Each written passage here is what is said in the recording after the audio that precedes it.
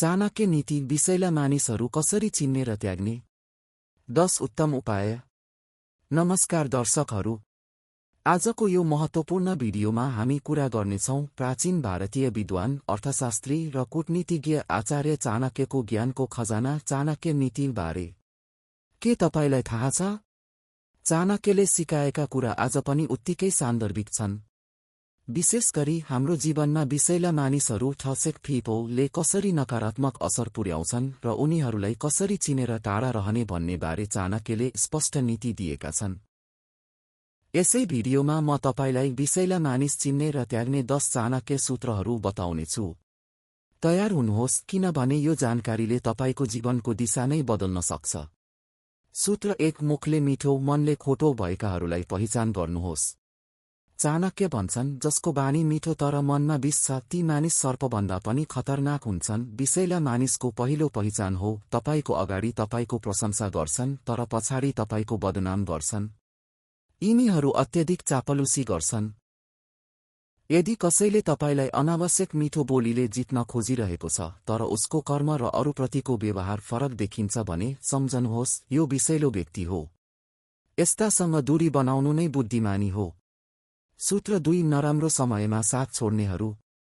चाणक्यको अर्को महत्त्वपूर्ण नीति छ, सुखमा सबै साथी, दुःखमा कोही न कोही। यो संसारको नियम हो, तर साँचो मित्र त्यही हो जो दुःखमा पनि साथ दिन्छ। जुन मानिस तपाईको सफलता र सम्पन्नतामा मात्र तपाईसँग हुन्छ, तर समस्या आउने बित्तिकै गायब हुन्छ, ती नै सबैभन्दा विषैला हुन्। यिनीहरू स्वार्थी पारासाइट हुन्। आफ्नो आवश्यकता पूरा भएपछि यिनीहरूले तपाईलाई छोडेर जान्छन्। यस्तो व्यक्तिलाई चिन्नुहोस् र तुरुन्त सम्बन्ध तोड्नुहोस्। सूत्र 3, सधैँ अरूको आलोचना गर्ने बानी। चाणक्यका अनुसार जो सधैँ अरूको दोष खोज्छ ऊ आफैमा पूर्ण रूपमा दोषी हुन्छ। विषयलाई मानिसहरू तपाईको हरेक कुरामा नाकाबाट मुख बोल्छन्। तपाईले राम्रो गरे पनि तिनीहरू त्यसमा एउटा कमी निकाल्छन्। तिनीहरूको मुखबाट कहिल्यै प्रशंसा वा सकारात्मक शब्द आउँदैन। यिनीहरू तपाईको आत्मविश्वासलाई कमजोर बनाउन चाहन्छन्। यदि कसैले तपाईलाई सधैँ तपाईले यो राम्रो गर्न सक्नु भएन, तपाई कमजोर हुनुहुन्छ भन्छ भने सम्झनुहोस्, त्यो विष फैलाउने यन्त्र हो। तुरुन्त त्यस्तो संगत त्याग्नुहोस्। सूत्र 4, झुठा बोली र वाचा तोड्ने प्रवृत्ति। चाणक्यले सिकाएका छन्, सत्य नै धर्मको जड हो। जसले सत्य त्याग्छ उसको कुनै भरोसा हुँदैन। विषयलाई मानिसहरू झुट बोल्नमा माहिर हुन्छन्। तिनीहरूले तपाईसँग गरेको वाचा कहिल्यै पूरा गर्दैनन्। तपाईलाई मौखिक धेरै आश्वासन दिन्छन्, तर व्यवहारमा केही गर्दैनन्। तिनीहरूको कुरा र कर्ममा ठूलो खाडल हुन्छ। यदि कुनै व्यक्तिलाई तपाईले 3 चोटि झुटो भएको पाउनुभयो भने फेरि सोच्नुहोस्, के तपाईँ उसको जालमा फस्दै हुनुहुन्छ। चाणक्य भन्छन्, यस्तो व्यक्तिबाट सधैँको लागि टाढै रहनुहोस्। सूत्र 5, तपाईको असफलतामा खुसी हुनेहरू।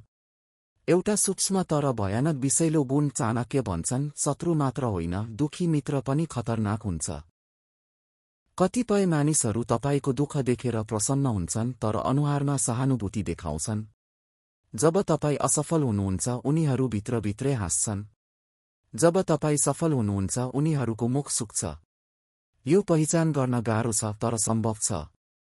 तपाईको जीवनमा कोही यस्तो छ कि जसले तपाईको दुर्घटनालाई उत्सव बनाउँछ? हो भने ती व्यक्तिलाई तुरुन्तै बहिष्कार गर्नुहोस्। सकारात्मक मानिसहरूले तपाईको सफलतामा साथ दिन्छन्। सूत्र 6, अत्यधिक क्रोधी र आक्रामक प्रकृति। चाणक्यले क्रोधलाई सबैभन्दा ठूलो शत्रु मानेका छन्।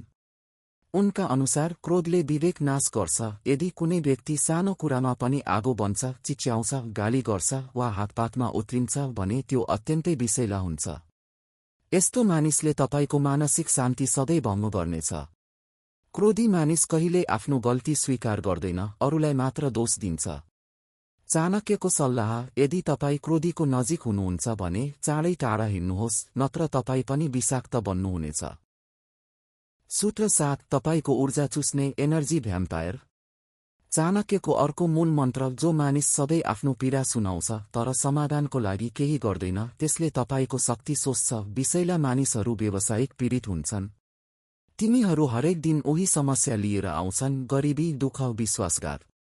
तपाईले जति सहानुभूति दिए पनि तिनीहरू केही बदल्न चाहदैनन्। बरु तिनीहरूले तपाईको सकारात्मक ऊर्जा चुस्छन्। यदि कसैसँग सम्पर्क राख्दा तपाईँ सधैँ थकित, तनावग्रस्त र खाली महसुस गर्नुहुन्छ भने तपाईले एउटा विषैला एनर्जी भ्याम्पायर सामना गरिरहनु भएको छ। चाणक्य भन्छन्, उसलाई माया गर्नुहोस् तर दूरीबाट। सूत्र 8 मैले नै सबै गरेको अहङ्कारी प्रवृत्ति। चाणक्यले अहङ्कारलाई पतनको जरा भनेका छन्। विषैला मानिसहरू अत्यधिक अहङ्कारी हुन्छन्। तिनीहरू कहिल्यै अरूको योगदान स्वीकार गर्दैनन्। जब कुनै काम सफल हुन्छ त्यो मेरो कारणले भयो भन्छन्। असफल भएमा तिनीहरूले साथ नदिएकोले भन्छन्। तिनीहरू सधैँ आफूलाई श्रेष्ठ ठान्छन्, अरूलाई हेप्छन्। यस्तो अहङ्कारी व्यक्तिसँग टोलीमा काम गर्नु वा घुलमिल हुनु तपाईको मानसिक स्वास्थ्यको लागि हानिकारक छ। चाणक्य भन्छन्, अहङ्कारीको सङ्गत त्याग्नुहोस् किनभने उनीहरूले तपाईको उपलब्धिको कदर कहिल्यै गर्दैनन्। सूत्र 9 गोप्य कुराहरू लुकाउने र षड्यन्त्र गर्ने बानी। चाणक्य भन्छन्, जसले आफ्नो मनको कुरा खुलाउँदैन र सधैँ रहस्य बनाइरहन्छ त्यो साँचो मित्र हुन सक्दैन। विषैला मानिसहरूले आफ्नो वास्तविक इरादा लुकाउँछन्। तपाईसँग मिठो बोल्छन् तर पछाडि तपाईको विरुद्ध षड्यन्त्र रच्छन्। तिनीहरूले तपाईलाई कन्फिडेन्स बनाएर तपाईको कमजोरी पत्ता लगाउँछन् र पछि त्यसैले तपाईलाई ध्वस्त बनाउँछन्। यदि तपाईले कसैको व्यवहारमा धोखा, गोपनीयता र कुटिलता देख्नुभयो भने तुरुन्तै सचेत हुनुहोस्। चाणक्यको उपाय, आफ्नो गोप्य कुरा कसैलाई नबताउनुहोस् र यस्तो व्यक्तिलाई अलविदा भन्नुहोस्। सूत्र 10 आफू बन्नुहोस् सचेत। चाणक्यको अन्तिम चेतावनी। अन्त्यमा चाणक्यले सबैभन्दा महत्त्वपूर्ण कुरा भनेका छन्, दुष्ट मानिसलाई चिन्नुको एउटै उपाय हो समय। समयले सबैको असली रङ देखाउँछ। तपाईले यी 9 सूत्रले पहिचान गरिसकेपछि 10औं सूत्र हो, निर्णायक रूपमा तिनीहरूलाई जीवनबाट हटाउनुहोस्। चुपचाप, बिना बहस, बिना द्वन्द्व दूरी बढाउनुहोस्। किनभने विषैला मानिसलाई उसको गल्ती बताउँदा ऊ झन आक्रामक बन्छ। आफ्नो मानसिक शान्ति, आत्मसम्मान र सकारात्मकता जोगाउनुहोस्। चाणक्य भन्छन्, सर्पको विष शरीरलाई मार्छ तर विषैला मानिसको सङ्गतले आत्मालाई मार्छ। निष्कर्ष, त्यसैले आजको यो 10 चाणक्य सूत्रहरू तपाईको जीवनमा लागू गर्नुहोस्। आफ्नो वरिपरिका मानिसहरूको विश्लेषण गर्नुहोस्। जो विषैला छन् तिनीहरूलाई बिना पश्चात्ताप टाढा पठाउनुहोस्। सम्झनुहोस्, तपाईको समय र ऊर्जा बहुमूल्य छ। ती सकारात्मक, इमानदार र विकासशील व्यक्तिहरूको लागि प्रयोग गर्नुहोस्। यदि यो भिडियो उपयोगी लाग्यो भने लाइक, शेयर र सब्स्क्राइब गर्न नबिर्सनुहोस्। साथै कमेन्टमा लेख्नुहोस्, तपाईले कहिले कस्तो विषैला मानिसको सामना गर्नुभयो। धन्यवाद। चाणक्यको ज्ञानलाई सदा सम्मान गरौँ। नमस्कार।